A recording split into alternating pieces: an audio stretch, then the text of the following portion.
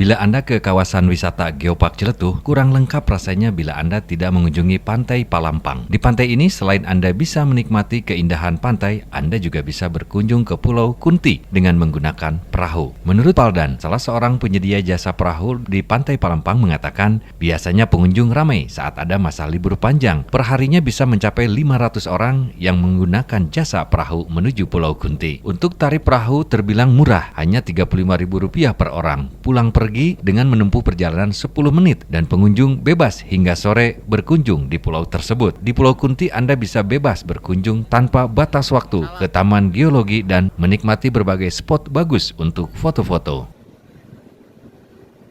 Kalau libur panjang aja, kalau libur panjang itu lebih dari sehari, lebih dari 500 orang. Kalau libur panjang per harinya, seperti hari raya, kalau libur weekend mah paling dari satu hari 200 orangan.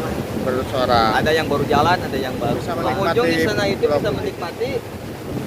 Kita gak batasin waktu, mau pulang siang, mau pulang sore, terserah pengunjung. Yang penting habis terbenam matahari, kamu harus sudah pada pulang. Dari Geopark Ciletuh, tim MGS TV melaporkan.